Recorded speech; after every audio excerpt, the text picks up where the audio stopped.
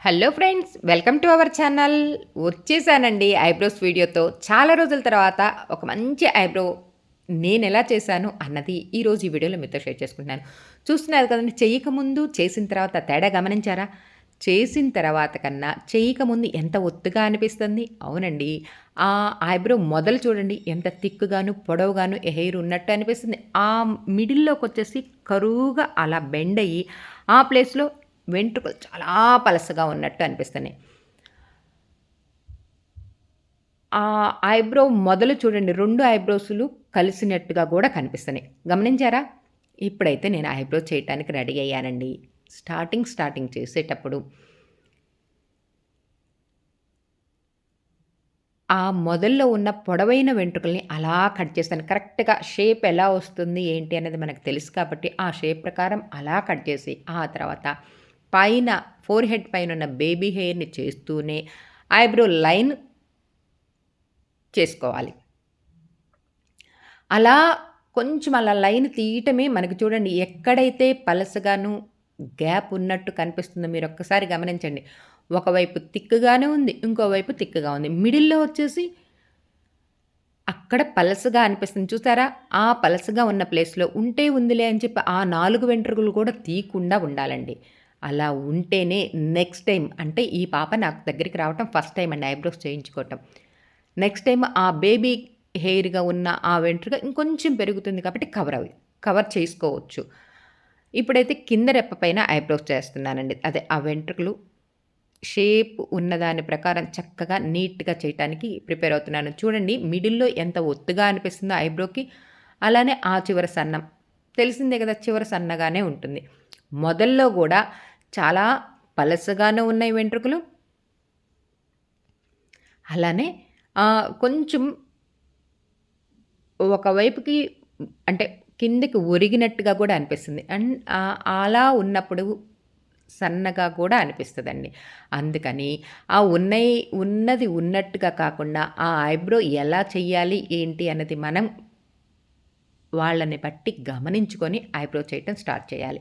ఇప్పుడు 2 ఐబ్రోసు కలుస్తున్నాయని చెప్పాను చూసారా? ఆ కలిసే వెంట్రుకలను కూడా ముందుగా తీశాననుకోండి ఐబ్రో షేప్ సరిగ్గా రాదు. అందుకని ముందు ఐబ్రో మంచిగా అలా షేప్ తీసిన తర్వాత, ఆ తర్వాత ఇప్పుడు సెంటర్‌లో ఉన్న ఈ 4 వెంట్రుకల ఐబ్రోస్‌ని కూడా తీస్తున్నాను. ఇప్పుడు చూడండి ఆహ్, ఇప్పుడు నేను చేసిన ఐబ్రోలో ఆ మొదట్లో మంచిగా గమనించండి. మొదల్లో కాదు మిడిల్‌లో ఒక చిన్న గ్యాప్ ఒకటుంది. ఆ గ్యాపు ఎలా సరి చేసుకోవాలి అన్నది చెప్తాను. అలానే ఇప్పుడు ఈ మొదల్లో ఉన్న ఈ వెంట్రుకల్ని పొడవుగా ఉన్న ఆ వెంట్రుకల్ని అలా కట్ చేశాను. కరెక్ట్‌గా షేప్ కనిపించేటట్టుగా కట్ చేశాను. అలానే ఆ మొదల్లో చూడండి ఎంత పలసగా అనిపిస్తున్నాయి వెంట్రుకలు గమనించారా? పలసగా ఉండటం వల్ల అక్కడ పలసగా ఉండి, ఆ తర్వాత కొంచెం ప్లేస్ నుంచి ఒత్తుగాను కనిపిస్తుంది. ఆ చివరికెళ్ళేటప్పటికి మళ్ళీ సన్నగా, ఎటు చివరలు సన్నగా, నీట్‌గా, అందంగా ఉంటాయి. ఆ ఎగుడు, దిగుడు ఎక్స్‌ట్రా ఏమన్నా ఉన్న బేబీ హెయిర్‌ని చక్కగా థ్రెడ్డింగ్ చేసుకోవటం. అలానే ఇప్పుడు కింద రెప్ప పైన చేస్తూ ఉండంగా చూడండి మీరు గమనించండి. చూడటానికి గ్యాప్‌లేమన్నా ఉన్నాయా అన్నట్టు అనిపిస్తుంది గదా!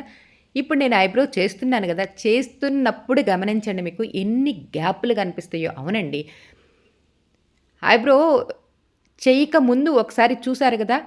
గమనించారా? 2 ఐబ్రోస్‌లు చాలా ఒత్తుగా పెద్దగా అనిపించినియా? అదేనండి. ఆ సెంటర్‌లో ఉన్న పొడవైన వెంట్రుకలు కట్ చేయటం ట్రిమ్మింగ్ చేయంగాల్నే నీట్‌గా కనిపించింది.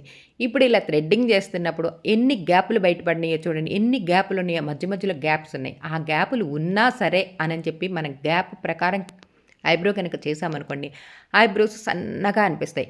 ఇప్పుడు ఎలా చేయించుకుంటున్నారు పిల్లలందరూ ఒత్తుగా, దట్టంగా ఉండేటట్టు చేయించుకుంటున్నారు. ఒకాళ కుదరలేదనుకోండి, ఆల్రెడీ మనకు పలసగా ఐబ్రోస్ ఉన్నాయనుకోండి, అప్పుడేం చేస్తున్నాం, ఐబ్రో పెన్సిల్ రకరకాల ఐబ్రో పెన్సిల్స్ వస్తున్నాయి. మామూలుగా మనం రాసే పెన్సిల్ లాంటి పెన్సిల్ అనుకోండి, ఆహ్, స్కిన్‌కి టచ్ అయ్యి అయితే థిక్‌గా అలా గీతలు గీసినట్టు కనిపిస్తున్నాయి. అలా కాకుండా ఇప్పుడు మంచి మంచి ఐబ్రో పెన్సిల్స్ వచ్చినాయండి. మనకి వెంట్రుకలు ఎలా వస్తున్నాయో అలాంటి గీతలే గీసుకోవచ్చు. అంటే అప్పుడు మనకి ఎలా కనిపిస్తది ఐబ్రో పెన్సిలు రియల్‌గా ఐబ్రోస్ ఉన్నట్టే లైన్స్ వస్తాయి గదా! అది గమనించుకొని మనం ఐబ్రో పెన్సిల్ తీసేసుకోవటమేనండి.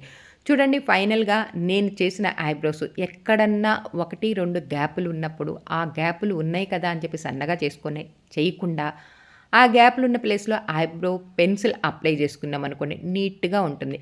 నెక్స్ట్ టైమ్ పొరపాటున ప్రతి నెలలో ఎవరికైనా సరే 1, 2 వెంట్రుకలు ఊడిపోతాయండి. మళ్ళీ కవర్ అవుతాయి. అలా అని ఊడిపోయిన వెంట్రుకల ప్రకారం మనం ఐబ్రో థ్రెడ్డింగ్ గనక చేశామనుకోండి ఇంకా సన్నగా అనిపిస్తది. ఎలా ఉన్నాయి? నచ్చినాయా ఈ ఐబ్రోస్ మీకు?